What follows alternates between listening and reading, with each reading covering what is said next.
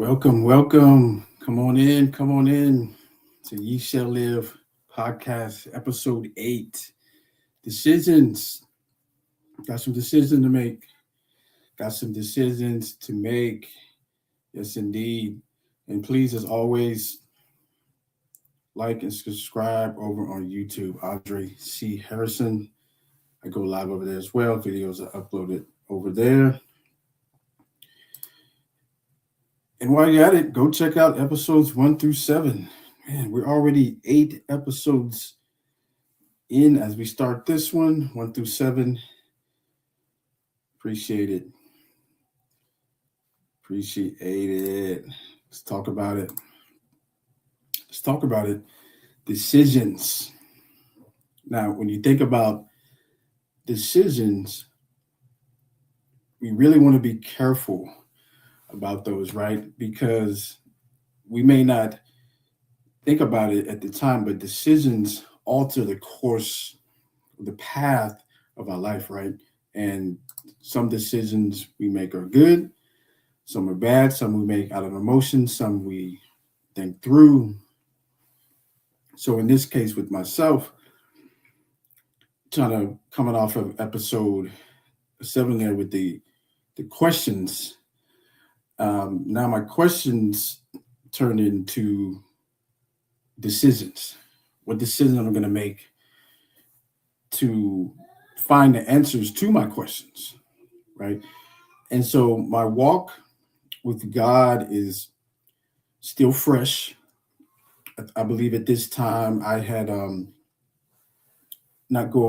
stopped going to church, but I was still listening to the word. I mentioned, TBN, where I found Pastor Bishop T.D. Jakes, Pastor Joyce Myers, Bishop Eddie Long, and Creflo Dollar, all those folks, right? But the decisions I was finding myself starting to make was, how do I change my trajectory, my path that I'm on? Now, I'm still trying to learn what it is to be saved. I'm still trying to understand what that really means, right? But in the meantime, time is not waiting for me, right? The days are going by, right? Days turn into months, months turn into years. And so now I'm looking at myself like, okay, I've kind of pulled my bootstraps up, if you will. I've gained my strength back in my ankle.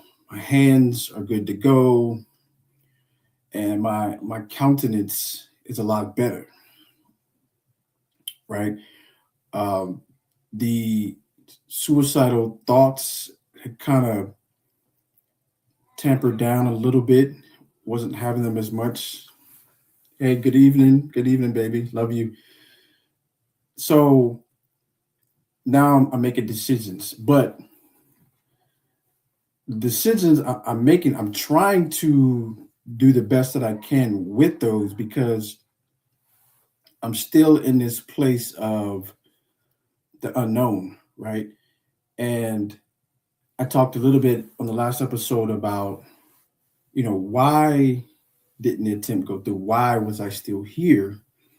And I decided that I'm going to try to figure that out.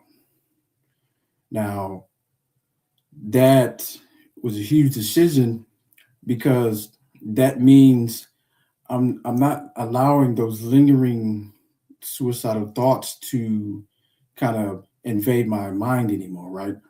I'm kind of changing my thought process, and the Bible talks about renewing your mind. So I believe at that time I was making steps to renew my mind, so that I could battle not only those thoughts, but battle with myself on the decisions I wanted to make about my life. Um, there was no real pressure on me at the job. I was doing well. I talked about how I moved up and things into the parts department, and so now I'm just trying to figure out, how do I get closer to God, right? And I was still having those talks with my grandmother, and she was just talk to me and things. But I realized I didn't really have a sound prayer life as I look back, right? I didn't have any type of real sense of the spiritual realm, just to name a few things, right? So I'm still early on, but I have the zeal in me that arises now that my confidence is starting to come back, right? I had started going back to the gym as well, right? So um, I had an iteration before, and now I'm back in there, and I'm really digging into that to get my physical strength back, right? I didn't go to physical therapy, and looking back, maybe I should have, but you know, at that time, young, I feel like I can just push through, right? So I get back in the gym, and another decision I make, right? So I'm making steps, I'm putting in the effort. And so what I'm encouraging you to do as well, you know, if you're battling still with those suicidal thoughts and things, you have to put in some effort now. Now, it's a difficult thing because you may feel like, well, even though the thoughts are not as overtaken as they were, I still feel empty on the inside at times, right? So as you're gathering yourself back together, you're pushing towards something. The Bible says we press towards the mark of the higher calling. So if we can engage with God, and He can push us, direct us, instruct us, give us strategies to move towards the right step. So these are decisions that we have to make, right? We have to decide that we want to follow Christ, that we want to give our lives over. We want to lay down our lives, right? Excuse me, that we really want to do this. And so this is the point that I was at. It's like, I really want to do this. So I'm just going to kind of just take my time with this, right? I talked a little bit about the A long situation. And so even with that, I decided I'm still going to move forward, right? It's not going to waver. My thought process is not going to waver what I want to do with my life. He made a mistake. He made his mistakes and all that, right? We all do. We're human, right?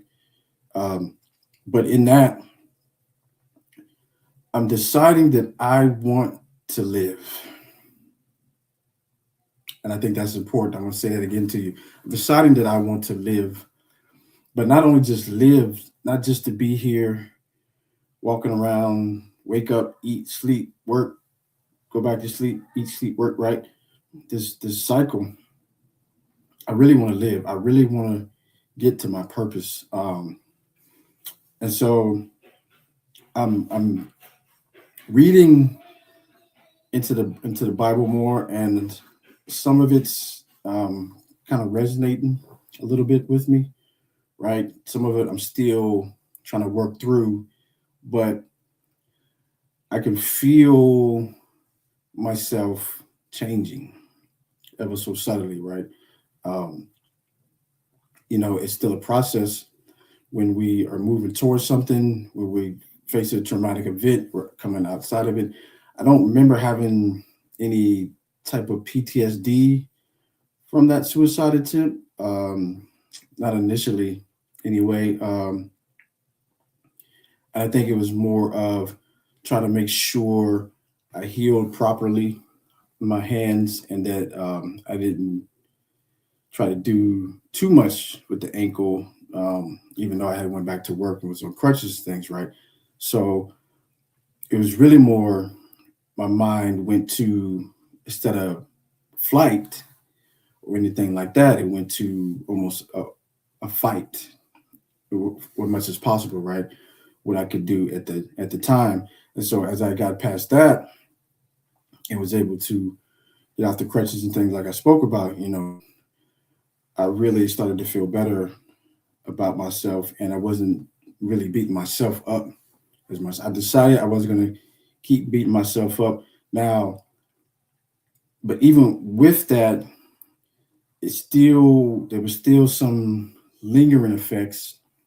Um, as I look back, still kind of closed off in some ways. I was still kind of guarded. I was still uh, a little bit ashamed, even though not that many people knew, right? But I decided I got to figure out a way to work through this and work my way towards God. And I think that's important because He's the author, tells us in Hebrews, the author and the finisher of our faith. He left us the Holy Spirit, the healer. He's a healer, a comforter, right? And so we can't do this life at the capacity we were purposed to be without Him. We just can't. He's the creator. He knows us better than we know ourselves. He knew us before we were in our mother's womb, right? So who better to decide to follow? Who better to decide to walk with, to talk with, to get the strategies for this life, to get the strategies for what we need to do, to get the strategies to live a full life. Now, I'm not saying that everyone's going to live to the 50s, 60s, 70s. That's not what I'm saying. I'm saying that we choose Him. We decide it's Him that we want, right? It's Jesus Christ that we want in our lives, and then allow Him to do what He needs to do for us, what He said He would do for us, right? And so we don't really have to worry too much or think about that. Tomorrow's not even promised. It's not. So we live one day at a time. I say that all the time to my wife and our boys, like, it's one day at a time. One day at a time. And if you can decide to live in that space, that mindset, you can move forward. Now, that doesn't mean you don't plan things. That don't mean you don't have goals and ambitions. But for that one day that you're working with today, like if it's today, what did you do today? What did you decide to do today for the betterment of a life? Right? And I'm asking you, will you decide to do that with Him guiding you, directing you, strategizing with you? Now we can walk and decide to do this in our own strength, our own fruition, our own minds, our own thoughts and processes, right? But I encourage you to try God, because I sit here today before you. I sit here today looking at you and saying it will work. Now, I don't know how long it would take, but you got to decide. That's the decisions, right? You got to decide to be in it for as long as it's going to take. Do you have the courage? Do you have the zeal? Do you have the ambition? Do you want to live? Not just live. Not just be here, live. It's so many people that are taking gifts and talents and purpose to the grave. There's treasures in the graveyard. I heard Dr. Miles Monroe talked about that. There are treasures in the graveyard. People who live unfulfilled lives, unfulfilled purposes. But God can help you get there. I'm a living witness, and I'm on this talking to you today in one of my purposes, and I didn't realize this was going to be one. So that means there are multiple things that you can do. It doesn't have to be just one thing, right? There are other things and courses and paths throughout your life if you would just tap in with it. And say, I want to live. I want to live for you, Jesus. Make that decision, because I promise you, it'll help you with a better life. You'll become one of the things I remember trying to move towards was just trying to be the best version of myself that I could be, right? But how do I do that? Right? I made a decision for that, but how do I do that? Now, there are a lot of other things in play when you're making a decision like that, right? You want to be a better, in my case, if you want to be a better friend to somebody, right? What decisions do you have to make? Well, one of the things you have to do is be able to pick and discern the true friends around you, right? And that's a thing you need discernment for, to help you. And this discernment comes from God. He'll give it to us, right? And so we need to tap in. That's just an example, right? The discernment will help you navigate areas and people, and you can feel, you can almost know what they're thinking or what they're about to say or how they even feel about you, right? As we navigate this world and things. And you'll be in spaces where people like you, people don't like you, people pretend to like you, people pretend to not like you. All that stuff is all jumbled up, right? But discernment moves you into a realm where it's more than meets the eyes. Y'all remember the Transformers cartoon? The song said Transformers more than meets the eyes. They were this, but they transformed. Right? We see people that, staying with the example, that would have transformed. But really, they were already that. They were just it was just a disguise. That's why it's more than meets the eyes. You can discernment to push past the veil, push past the natural. We're spiritual beings. So we got to really decide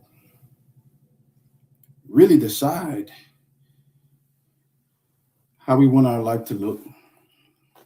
Now, some of us have been dealt some cards that were tough.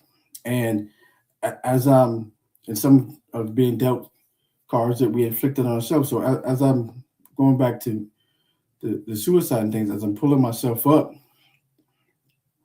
I'm kind of getting out of the blame myself. A little bit of shame was still there, but the blame had left because I'm healed, right? I'm blessed. I wasn't paralyzed. I didn't end up in a wheelchair. I didn't suffer the type of wounds or hurt that possibly could have happened with that. So I've decided to look on the bright side of things now, right? Since I'm still here, and you wouldn't know unless I told you. Now, there was people at times that would ask about the burns, and I used to say I was in a car accident. right? But it was just a, if you caught it, and if you really look, you can tell, you can see them there, and you can tell they're burns, right? Um, Most people didn't ask, but the few that did, right, I would say that, right? But overall, I'm blessed. I'm good, right? I didn't suffer any concussion or major trauma to my head or the rest of my body. Just besides the ankle that's now a rod, right? So I'm deciding that I won't stay in the blame place. I've got to move forward, right? And I encourage you, if you're in that space, in that mindset, in that framework, let's move forward. Let's get there. Let's get there. Let's go. Let's find the correct path of this life. Let's find the correct way that we want to do the things that we want to do, right? Let's live. You shall live. And so you may have to take some time and just settle in by yourself for a moment, right? You may want to write down those goals again. Write down those dreams you had, right? Those visions you had instilled in you. You just didn't know how to get there. And you felt like the weight of this world was too much. It was overtaking, it was conquering, it was overwhelming. Let's revisit that space where you did feel like life was good. Those moments, grab those moments, grab that time and build off of that, right? Build towards what you need to be. And I encourage you, like I said, inbox me, I'll pray. Or we'll talk through, right? Or you can comment on here or any other videos. Go on YouTube, comment, right? I'm out here. I've thrown the fishing line out, right? Into the deep. The deep has called out to me. And I can't escape it, and I won't escape it. I need to let you know that ye shall live. There's an inherent need, an inherent push, a supernatural strength that has come inside of me that is no longer ashamed to talk about this. I'm encouraged. I'm blessed. I'm grateful to talk about this. I want to help you move into a space that is conducive for a life that is well lived. The age doesn't matter. You can hear the sound of my voice. If you can see my eyes, if you can feel my expression through this technology, I'm not trying to put any pressure on you. I'm just trying to be a voice. When you feel like it may not be a voice, you may not want to shed your voice on the matter. But even if you just watch this and never like, never comment, pull something from this. Pull a courage, pull a strength, pull a renewed mind. And again, I say, try God. You tried everything else. Try Him. Here I sit over 20 plus years later.